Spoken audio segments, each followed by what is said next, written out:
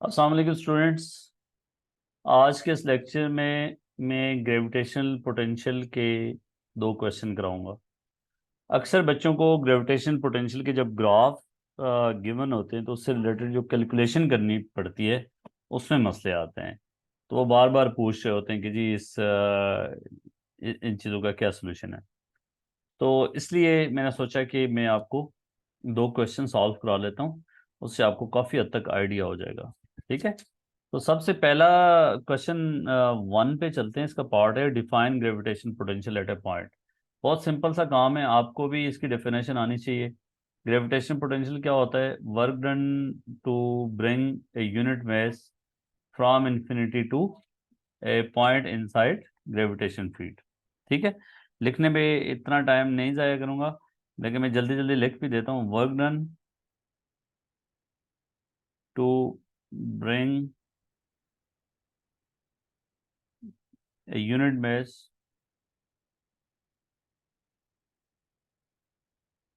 From infinity to a point या to the point. ठीक है, जिस पॉइंट पे आप ग्रेविटेशन पोटेंशियल की बात करें तो उस इंफिनिटी से 1 kg मास को उस पॉइंट तक लाने के लिए जो वर्क डन करना पड़ता है उसको हम gravitation potential of that point कहते हैं। अच्छा देखें यार कि बी पार्ट में अर्थ में भी consider to be an isolated sphere of radius r with its mass concentrated at its center. The variation of gravitation potential with distance x from the center of earth is shown. आप देख सकते हैं कि जी आपके पास जो vertical axis है इस पे ग्रेविटेशन पोटेंशियल है और हॉरिजॉन्टल एक्सिस पे डिस्टेंस है। अब ये भी आप पूछ सकते हैं कि सर इसका ग्राफ इस तरह का कैसे आया। तो मैंने आपको बताया ऑलरेडी, आपको पता है कि जी ग्रेविटेशन पोटेंशियल का जो इक्वेशन बनती है वो -Gm/r। ठीक है, तो जैसे r इंक्रीज होगा तो इसकी इसकी जो शेप है वो इस तरह की बनती है। ये ये इसका ग्रेविटेशन पोटेंशियल की वेरिएशन। ठीक है, थ्रू आउट नेगेटिव है, और जैसे r इंक्रीज हो रहा है ग्रेविटेशन पोटेंशियल इंक्रीज हो रहा है। जैसे आप मैस की सरफेस से दूर जा रहे हैं तो ग्रेविटेशन पोटेंशियल विल इंक्रीज, और इन्फिनिट पे ग्रेविटेशन पोटेंशियल जीरो हो जाएगा, मैक्सिमम वैल्यू। अब करना क्या है सारे, the radius of earth is given that is 6.4 time 10⁻⁶ metre. By considering the gravitation potential at the surface of earth surface, determine a value for the mass of earth. हमने क्या निकालना है? mass of अर्थ निकालना है। अब देखें आप उसने खुद कहा है कि जी ग्रेविटेशन पोटेंशियल की वैल्यू सरफेस ऑफ अर्थ पे आपने कंसिडर करनी है। उसकी वजह क्या है कि जी अगर आपने कोई भी पॉइंट आप यूज़ कर सकते हैं, आपको उस पॉइंट का डिस्टेंस सेंटर से पता होना चाहिए और उस पॉइंट पे पोटेंशियल पता होना चाहिए, तो फिर आपको मैस मिल जाएगा। लेकिन अब उसकी इंस्ट्रक्शन को फॉलो करते हुए सरफेस ऑफ अर्थ पे हमने ग्रेविटेशन पोटेंशियल को यूज़ करना। आप देखें सरफेस ऑफ अर्थ पे जो पॉइंट आएगा बच्चों, वो यहाँ पे, ये देखें यहाँ पे अगर आप देख देख सकते हैं तो ये जो है ये रेडियस, और यहाँ पे जो पोटेंशियल की वैल्यू है ये सरफेस ऑफ अर्थ के ऊपर वैल्यू है। इसको अगर आप रीड कर लें तो वैल्यू बनती है, देखें यहाँ पे -6, और वर्टिकल एक्सेस पे देखें तो 10 स्मॉल डिवीजन जो है वो 2 के इक्वल है। 10 स्मॉल डिवीजन की वेरिएशन 2 के इक्वल है, तो एक की क्या बनेगी? 0.2। इसका मतलब क्या होगा कि दैट इज -6.2, और और ये आगे देख लें इसके मिडिल में है, तो यहाँ पोटेंशियल की वैल्यू होगी -6.3, और साथ में ये जो स्केलिंग है इसकी ये आपने यूज़ करनी है, यूनिट जो बनाई है। अक्सर बच्चे इस चीज़ का ख्याल नहीं रखते, तो ऐसे ही 6.3 लिखा और गए। तो इसलिए वैल्यू आपके पास आ गई 6.3। इसको नोट डाउन कर लें आप, -6.3 टाइम 10⁻⁷। और जो है अब हमने निकालना है क्या? रेडियस ऑफ अर्थ आपको गिवन है, और पोटेंशियल की वैल्यू आपके पास आ गई है। तो सबसे पहले आप फार्मूला पुट करेंगे। फार्मूला क्या होता है बच्चों पोटेंशियल का? Minus g mass of earth divided by radius। So इसी में वैल्यू डालेंगे -6.3 time 10⁻⁷ equal to minus g की वैल्यू आपको पेपर के फ्रंट पेज पे मिल जाएगी 6.67 टाइम 10⁻⁻11। और आपके पास है मैस ऑफ अर्थ निकालना है अपने सरफेस ऑफ अर्थ पे। ये जो पोटेंशियल हमने लिया है this is on the surface of earth. So r की जगह होगा radius of earth that is 6.4 time 10⁻⁶। ठीक है, यहाँ से m को सब्जेक्ट बनाएंगे ना बच्चों, ये तो कैंसिल हो गया। m को सब्जेक्ट बनाएंगे तो आपके पास वैल्यू ऑफ मैस आ जाएगी और वो आएगा ये 6.3 time 10⁻⁷ time 6.4 time 10⁻⁶ over 6.67 time 10⁻⁻11। ठीक है, बड़ा केयरफुली आपने इसको इवेलुएट करना है। समटाइम बच्चे मिस्टेक कर लेते हैं, तो इसलिए अगर आप इसको करना चाहें तो कैलकुलेटर से आप कर सकते हैं। देखें आपके पास है 6.3 6.4 डिवाइडेड बाई 6.3 टाइम पावर्स को बाद में देख लें 6.4 का आंसर बच्चों आ गया डिवाइडेड बाय 6.67 6.67। तो ये आ गया आपके पास 6.04 6.04 4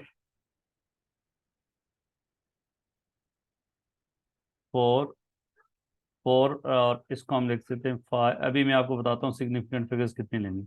अब देखें रॉ डेटा में देखें तो रॉ डेटा में ये जो है ये आपके पास 2 सिग्निफिकेंट फिगर।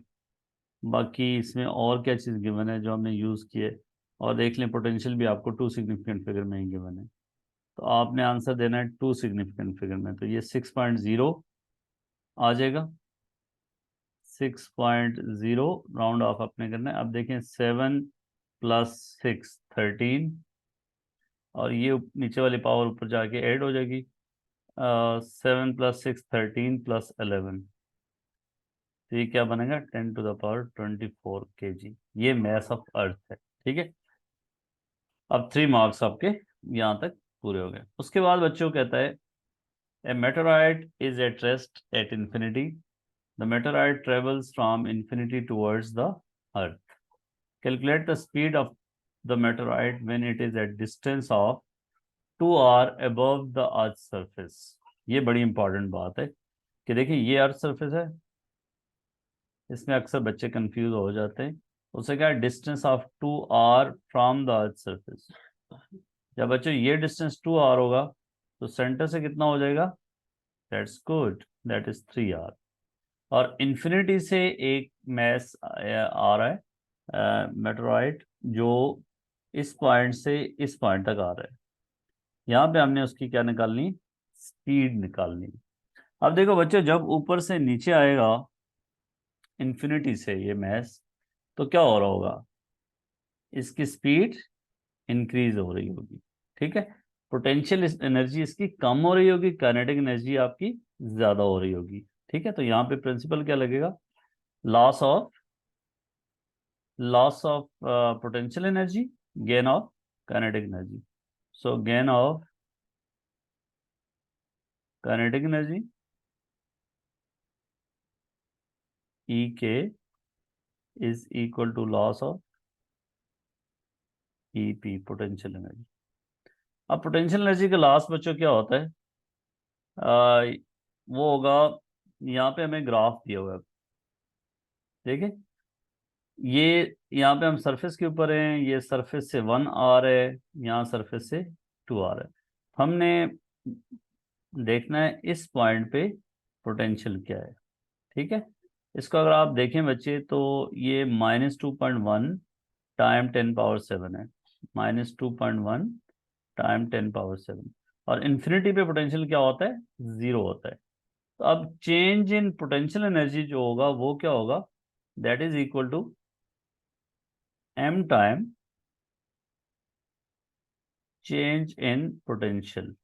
ठीक है, पोटेंशियल क्या हो रहा है, इन्फिनिटी से जब उस पॉइंट तक आ रहा है तो पोटेंशियल का लॉस हो रहा है। ठीक है, so that's why potential energy भी कम हो रही है।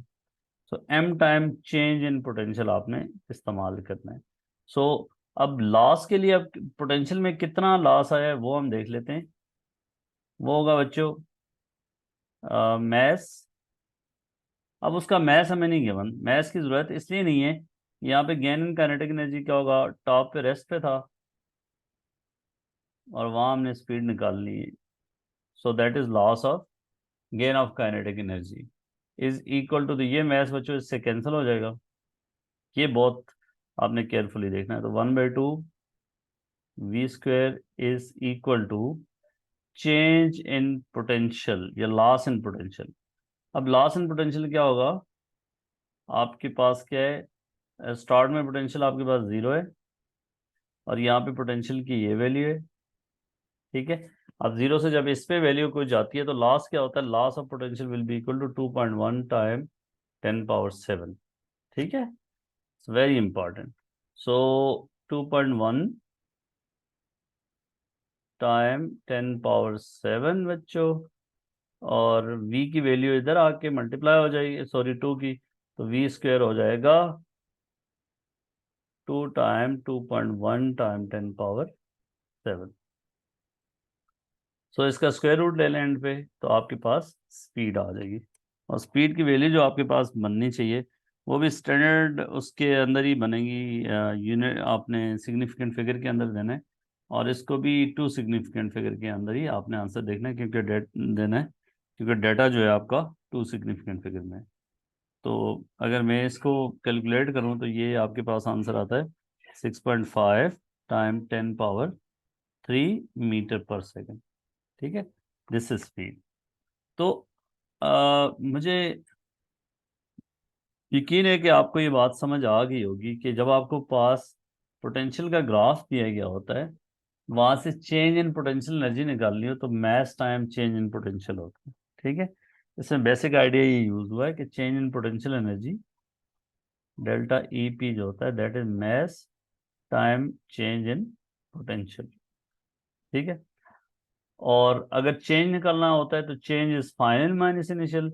और लॉस की बात करेंगे, लॉस ऑफ ई पी, तो वो होगा M time loss of potential. ठीक है, लॉस ऑफ पोटेंशियल 5। जैसे एक चीज 0 से -10 पे जाती है तो लॉस हम लिखेंगे 10 बच्चों, और चेंज लिखेंगे -10। ठीक है, हम इसको ऐसे भी देख सकते हैं कि change of kinetic energy plus change of potential energy will be equal to 0, so total change of energy will be 0। तो उस तरीके से भी आपके पास आंसर आ जाएगा। ठीक हो गई बात।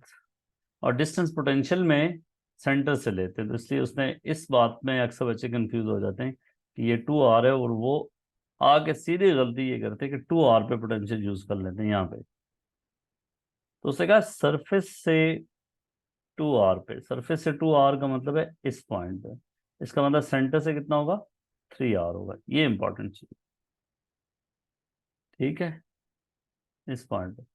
अब तीसरी चीज देखें, in practice the earth is not an isolated sphere because it is orbited by the moon as illustrated in figure. हम ऊपर वाली सिचुएशन में क्या कर रहे थे, अर्थ को आइसोलेटेड समझ रहे थे, और इनिशियल पाथ इसका ये था, तो फाइनल पाथ में इसने इस तरह इसको ये पाथ बनना था। लेकिन इस मून के आने की वजह से क्या फर्क पड़ेगा, the initial path of the meteoroid is shown suggest to changes to the moon motion of the meteoroid caused by the moon. अच्छा जी बच्चों, आपने कैसे सोचना है कि जब मून इसमें आ गया मून से ज्यादा आ गया तो टोटल, अब जो इस ऑब्जेक्ट का मैस है ना, इसको एम कहेंगे, इस पे फोर्स पहले सिर्फ अर्थ की वजह से लग रही थी, अब अर्थ प्लस मून दोनों इसको अट्रैक्ट कर देंगे। तो क्या हो रहा होगा कि पहले अगर किसी जगह यहाँ से लेके यहाँ तक बात करते थे फॉर एग्जांपल, तो जो गेन ऑफ काइनेटिक एनर्जी होता था वो लॉस ऑफ पोटेंशियल एनर्जी, और पोटेंशियल एनर्जी में सिर्फ मैस ऑफ अर्थ इस्तेमाल होता था। अब जब मून भी आ गया तो मैस ऑफ मून भी इस्तेमाल होगा, तो किसी भी पॉइंट पे यहाँ से यहाँ तक पहुंचने में जो लॉस ऑफ पोटेंशियल एनर्जी होगा वो पहले की निस्बतन ज़्यादा होगा। इसका मतलब काइनेटिक एनर्जी भी पहले की निस्बतन किसी भी पॉइंट पे ज़्यादा होगी। इन अदर वर्ड्स उसकी किसी भी पॉइंट पे पहले सिर्फ अर्थ की वजह से जब था तो उस वक्त जो स्पीड थी, अब मून के आने की वजह से उसकी स्पीड ज़्यादा होगी। सो स्पीड जो है उसकी ज़्यादा होगी। ठीक है, हम लिख सकते हैं speed will be greater. Speed भी लिख सकते हैं, वेलोसिटी लिख सकते हैं, ठीक है, फोर्स लिख सकते हैं, एक्सेलरेशन लिख सकते हैं। ज़ाहिर है मैस बढ़ गया है, तो इस पे जो फोर्स है वो इस इन दोनों के मैसेज की वजह से फोर्स बढ़ गई, इसका मतलब एक्सेलरेशन बढ़ गई। तो आप स्पीड भी कह सकते हैं, एक्सेलरेशन भी कह सकते हैं, वेलोसिटी भी कह सकते हैं। ठीक है, अब बच्चों दूसरी अहम बात, दूसरा फर्क क्या पड़ेगा। पहले उस पे नेट फोर्स थी towards the centre of the towards the earth centre.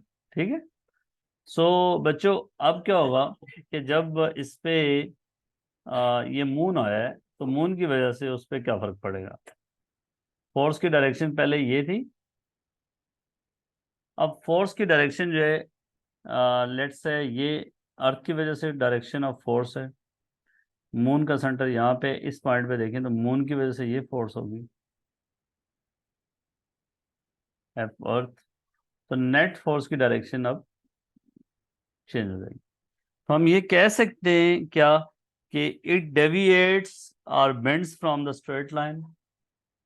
शाबाश, मून की प्रेजेंस की वजह से हम कह सकते हैं कि इट बेंड्स, पहले स्ट्रेट लाइन में आ रहा था, फ्रॉम स्ट्रेट पाथ। कोई भी इससे मिलता जुलता आप आंसर लिख सकते हैं। ठीक है, path is not straight line, no path is curve, या वो उस पे नेट फोर्स की डायरेक्शन चेंज हुई है जिसकी वजह से उस पे उसका पाथ चेंज हो जाएगा। ठीक है बच्चों, अच्छा जी अगले क्वेश्चन पे चलते हैं। By reference to the definition of gravitational potential, explain why gravitational potential is negative quantity। अब इसको इसमें जो है आपने डेफिनेशन को यूज करते हैं हुए ये एक्सप्लेन करना है कि जी ग्रेविटेशन पोटेंशियल नेगेटिव क्यों होता है। ठीक है, सबसे पहले बच्चों आपने बात करनी कि जी ग्रेविटेशन पोटेंशियल इन्फिनिटी पे, लेट्स से ये मैथ है, तो अब यहाँ इन्फिनिट पॉइंट पे ग्रेविटेशन पोटेंशियल क्या होता है, शाबाश जीरो। नीचे पोटेंशियल क्या होता है, माइनस में। ठीक है, यहाँ भी माइनस में, यहाँ भी माइनस में, यहाँ माइनस में। और जैसे अर्थ की सरफेस से इधर जाते हैं पोटेंशियल क्या होता है, इंक्रीज। गुड, ठीक है। अब मैक्सिमम वैल्यू अगर पोटेंशियल की जीरो है, इसका मतलब पोटेंशियल उससे पहले सब जगहों पे क्या होगा, नेगेटिव होगा। तो सबसे पहले आपने फैक्ट ये बात करनी है कि ग्रेविटेशनल पोटेंशियल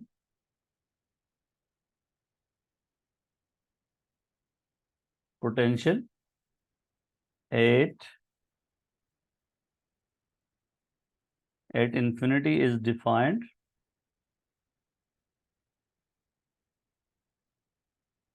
ये हमने उस पॉइंट को खुद जीरो रखा है तो बाकी जगहों पे डिफाइंड एज जीरो। ठीक है, उस जगह पे अगर जीरो है तो इसका मतलब ये है कि अब देखें किसी भी मैस पे फॉर एग्जाम्पल यहाँ से आप 1 kg मैस है, कोई भी मैस है, तो उस पर gravitation force is always attractive. और कोई मैस यहाँ पड़ा है तो इसका मतलब ये है कि जी फॉर एग्जांपल इस जगह का ग्रेविटेशन पोटेंशियल जो है वो आपके पास उसकी यूनिट क्या होती है, work done per unit mass होता है, तो जूल पर केजी। लेट्स से -1000 जूल पर केजी है, 1 kg, ये 1 इस पॉइंट का, इसका मतलब क्या होगा कि 1 kg को इन्फिनिटी तक लेके जाने में मुझे इतना वर्क डन करना पड़ेगा, 1000 जूल। दिस मीन्स के ग्रेविटेशन फोर्स जो है वो तो अट्रैक्टिव है, मुझे अब इसको इन्फिनिटी तक लेके जाने के लिए फोर्स इसके अपोजिट डायरेक्शन में लगानी पड़ेगी। सो आगे बात लिखनी है, gravitational force is attractive, force is attractive, so work is got out. हम ये लिख सकते हैं, got out as object moves from infinity, as object moves from infinity. इस बात को मैं एक्सप्लेन करता हूँ। देखिए बच्चों, इंफिनिटी पे ऑब्जेक्ट पड़ा है, ग्रेविटेशन फोर्स इस पे इधर लग रही है, ठीक है, और वर्क आप कर रहे हैं कि अब क्या है कि जी डिस्प्लेसमेंट और जो एक्सटर्नल फोर्स आपको लगानी पड़ रही है वो ऐसे लगानी पड़ रही है, work done by that force to bring it from this point to that point.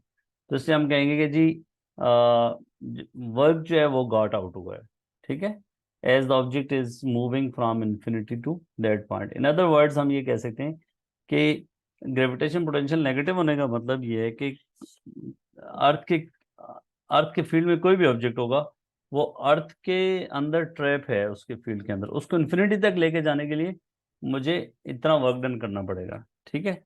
तो उसको इन्फिनिटी तक पहुंचाने के लिए हमें वर्क डन करने की जरूरत पड़ेगी।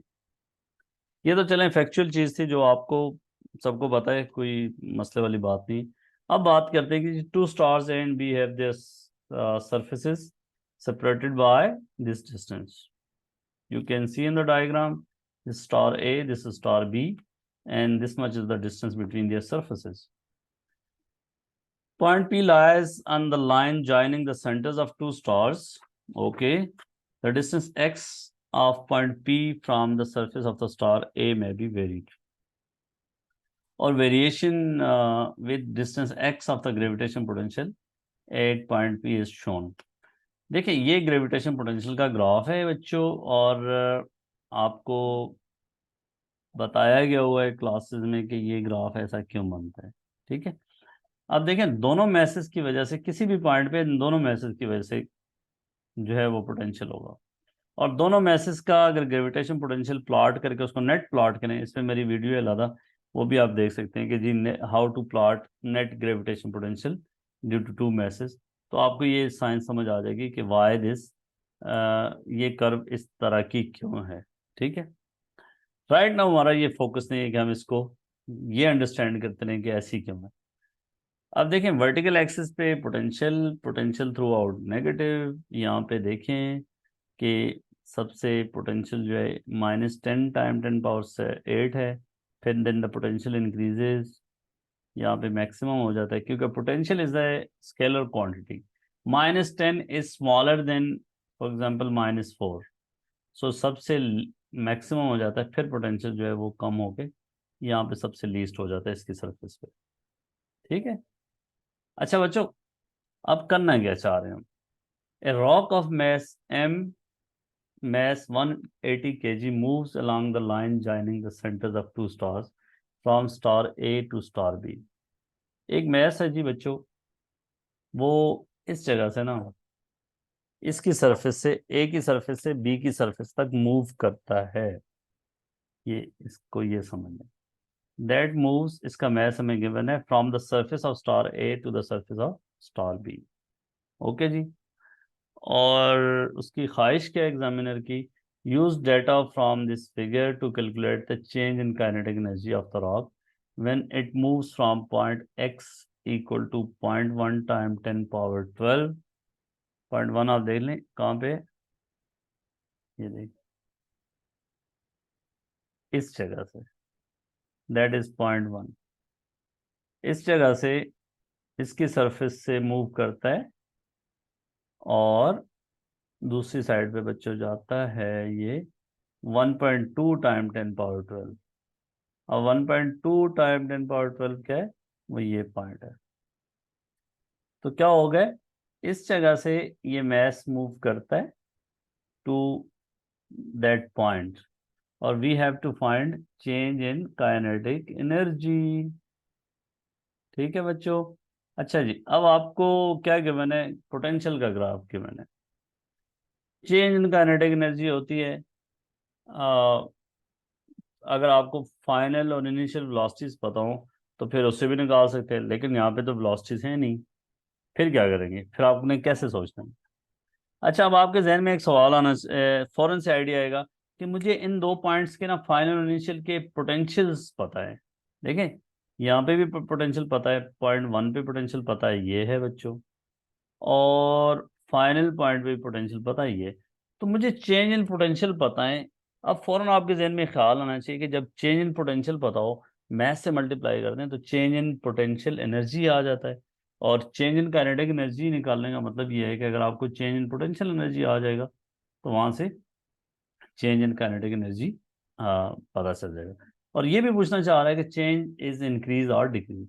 अब अच्छा, सबसे पहले क्या लॉजिक लगाएंगे, आपको पता है ग्रेविटेशन फील्ड के अंदर कोई ऑब्जेक्ट मूव करता है, कोई और फोर्सेस नहीं होती ना, तो फिर total change in energy zero होती है। So change in kinetic energy plus change in potential energy is always equal to zero.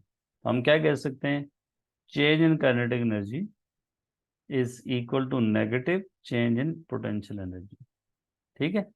अच्छा बच्चों, चेंज इन पोटेंशियल एनर्जी का मैंने बताया, mass time change in potential, delta phi.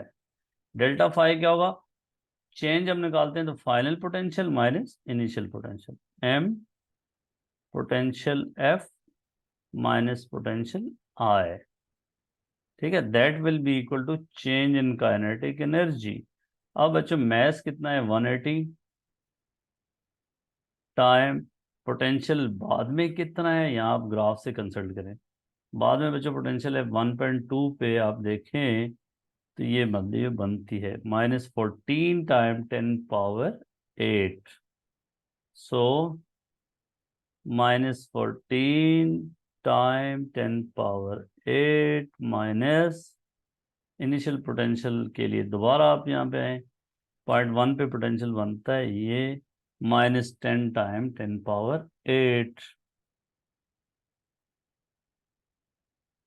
अब बच्चों आपने क्या करना है कि दैट इज -180, आगे आप कर ही सकते हैं, 10^8 को बाहर रखते हैं, ये ये प्लस हो जाएगा, तो -4 टाइम 10^8। सो क्या होगा, 4 टाइम 180 करेंगे तो 720 टाइम 10^8। ठीक है, और दैट इज डेल्टा ई के। अब आप सिग्निफिकेंट फिगर का ख्याल रखें, देखें दो सिग्निफिकेंट फिगर, मैसेज भी 180, लास्ट वाले जीरो को सिग्निफिकेंट ले भी सकते हैं, नहीं भी ले सकते, दो सिग्निफिकेंट फिगर। सो आपने आंसर जो है 2 में भी लिख सकते हैं या 1 में भी लिख सकते हैं। अब आप इसको अगर आप करेंगे तो दैट इज 7.2। इस पॉइंट को बच्चों कान से पकड़े, यहाँ पे ले आए, 7.2 टाइम 10 क्या बनेगा, 10 जूल। ये डेल्टा ई के है। अच्छा यार, मैंने आपको बताया हुआ है कि जी जब चेंज किसी चीज का पॉजिटिव हो तो क्या वो इंक्रीज होता है या डिक्रीज। फॉर एग्जांपल एक चीज 5 से 12 पे पहुंच गई, what is change, change is 7, final minus. तो इफ चेंज इज पॉजिटिव तो इंक्रीज होता है। तो उसने क्वेश्चन में ये पूछा था कि state whether this change is increase और डिक्रीज, तो आप क्या लिखेंगे, इंक्रीज, रीजन नहीं बतानी, खाली स्टेटमेंट देनी है, इंक्रीज। सो बच्चों काइनेटिक एनर्जी इंक्रीज हो रही है, इसका मतलब पोटेंशियल एनर्जी क्या हो रही है, डिक्रीज हो रही है। वो कैसे पता चला, पोटेंशियल आपका ज्यादा से कम की तरफ जा रहा है, तो पोटेंशियल एनर्जी आपकी क्या हो रही है, डिक्रीज हो रही है। इसका मतलब क्या हुआ, काइनेटिक एनर्जी इंक्रीज होगी, सिंपल सी बात है। तो ये रीज़न थी, और इसको कैसे हमने कैलकुलेट किया आपको ये बात समझ आ गई। अच्छा जी, 8 where x is equal to 0.1 the speed of rock is v। ठीक है जी। अब बच्चों यहाँ पे इसकी स्पीड हमें दी है, और ख्वाहिश क्या है उसकी एग्जामिनर की, डिटरमिन द मिनिमम स्पीड। अब मिनिमम का वर्ड यूज किया, such that the rock reaches the point where x is this। अच्छा, मिनिमम स्पीड यहाँ पे निकालनी है कि वो यहाँ पे पहुंच जाए। अब मसला क्या होगा, मिनिमम स्पीड का मतलब क्या होगा कि हमने क्या करना है कि पोटेंशियल का, अब जो जो पोटेंशियल एनर्जी का या पोटेंशियल का चेंज लेना है का, वो क्या करना है कि यहाँ पे, दिस इज टेक्निकल पार्ट, जरा यहाँ से मुहतात होना है कि आप इसको इस पॉइंट से यहां तक लाना, इस पॉइंट तक लाना, यहाँ जो पोटेंशियल है ना वो मैक्सिमम है। इसका मतलब ये है कि इधर से इधर लाने में जो चेंज आएगा पोटेंशियल का, वो हम यूज करेंगे। आप फाइनल माइनस इनिशियल क्यों नहीं करेंगे? आपको दो मैसेज के बीच में अगर graphs of electric field strength भी पता हो ना, दो मैसेज के बीच में, तो वो कुछ इस तरह का होता है। आपको पता है इस पॉइंट पे जाके नेट फोर्स जीरो होती है, उससे पहले फोर्स जो है वो इधर लगती है, उसके बाद फोर्स इधर लगती है। इसका मतलब इस मैस पे इस पॉइंट तक जो फोर्स लग रही होगी वो इस डायरेक्शन में लग रही होगी, स्लो डाउन होता जाएगा। आपने जस्ट इधर तक पहुंचा देना है, उसके बाद फोर्स इस मैस की वजह से इधर लगनी है, ये खुद ब खुद आगे चला जाएगा। आपका काम है इस पॉइंट तक पहुंचा देना, इतनी स्पीड होनी चाहिए कि वो जस्ट इस पॉइंट पे पहुंचे। आगे दूसरे मैच ने खुद बहुत नेट फोर्स की डायरेक्शन राइट डायरेक्शन में, और उसने उधर पहुंच जाना। तो अब मिनिमम स्पीड निकालने के लिए आपने पॉइंट्स कौन से यूज करने हैं? इस पॉइंट का पोटेंशियल और इस पॉइंट का पोटेंशियल यूज करना है। ठीक है। सो क्या होगा बच्चों, यहाँ आपने जस्ट यहाँ तक पहुंचाना है, तो यहाँ पे आके रेस्ट पे भी आ जाए ना मिनिमम स्पीड के लिए, मतलब चेंज इन काइनेटिक एनर्जी क्या होगी, दिस, और यहाँ पे रेस्ट पे आगे दूसरी तरफ खुद चला जाएगा। ठीक है। सो इसलिए आपने क्या करना है कि जी चेंज ऑफ काइनेटिक एनर्जी, अब काइनेटिक एनर्जी क्या हो रही है, डिक्रीज, और पोटेंशियल एनर्जी क्या हो रही है, इंक्रीज। ठीक है। सो लॉस ऑफ, ये भी लगा सकते हैं, चेंज का भी कंसेप्ट लगा सकते हैं, E K is equal to gain in E P, potential energy. अब काइनेटिक एनर्जी का लॉस क्या होगा बच्चों? पहले kinetic energy half M V square है, बाद में जीरो है, और लॉस का मतलब होता है हाईएस्ट माइनस लोएस्ट। और गेन क्या होगा बच्चों? M time change in potential, और चेंज इन पोटेंशियल जो है वो, पोटेंशियल यहाँ पे ज्यादा है, और क्या वैल्यू है, लेट मी क्लियर इट के यहाँ पे वैल्यू क्या है, थोड़ा सा गौर से देखें। तो आपके पास ये नजर आता है 4, और ये वैल्यू क्या होगी? आप देखें, 5 small divisions are equal to 2, एक कितने की बनेगी, 4 की। ठीक है, तो ये 4.4 होगी इधर वैल्यू। ठीक है, -4.4।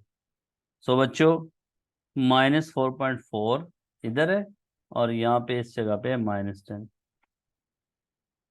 सो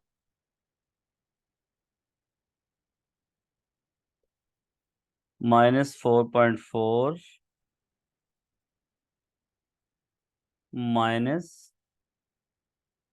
-10, ठीक है, इंटू एम। सो साथ में 10⁸ लिखना ना भूलिएगा प्लीज।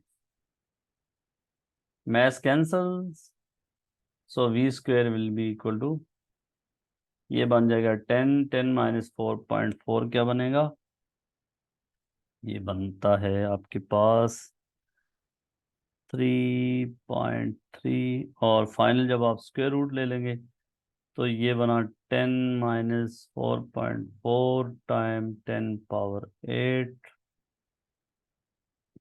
तो ये 5.6 टाइम 10 पावर 8 स्क्वायर रूट ले लेंगे तो आपके पास v आ जाएगा, और v मिनिमम आता है 3.3 टाइम 10 पावर 4 राउंड ऑफ करके 2 सिग्निफिकेंट। तो that is the minimum speed. ठीक है, मिनिमम स्पीड जब आप इधर इतनी देंगे तो वो इधर तक पहुंच जाएगा और यहाँ से आके यहाँ पहुंच जाएगा। अब स्पीड अगर इससे ज़्यादा देते हैं फॉर एग्जांपल, तो फिर भी 3.3 से अगर 3.4 या 4 देते हैं तो फिर भी क्या होगा, यहाँ से 4 × 10 पावर, आपने क्या निकाली थी, 4 है ना, ये स्पीड देंगे तो फिर भी आगे आते हुए स्लो डाउन होता जाएगा, होता जाएगा, होता जाएगा, लेकिन इस पॉइंट पे अब जीरो नहीं होगी। ठीक है, इस पॉइंट पे कुछ ना कुछ स्पीड होगी और आगे से आगे जाएगा तो वो फिर स्पीड फिर बढ़ती जाएगी। तो हमने मिनिमम स्पीड निकालनी है, और मिनिमम स्पीड के लिए आपको जो है मिनिमम इस पॉइंट तक आपको पहुंचाना मकसद है। तो that is very important concept कि जब आपने मिनिमम स्पीड निकालनी है तो फिर आपने ये दो पॉइंट्स यूज करने हैं, और टोटल चेंज इनिशियल और फाइनल की निकालनी है तो फिर ये दो पॉइंट्स यूज करने हैं। ठीक है, मुझे उम्मीद है आपको ये बात समझ आ गई होगी कि कैसे पोटेंशियल्स के क्वेश्चंस को करते हैं। और थैंक यू सो मच। अगर कोई मसला हो तो फिर आप वहाँ नीचे कमेंट में लिख सकते हैं, वहाँ पे मैं आपको जवाब दे दूंगा। Thank you.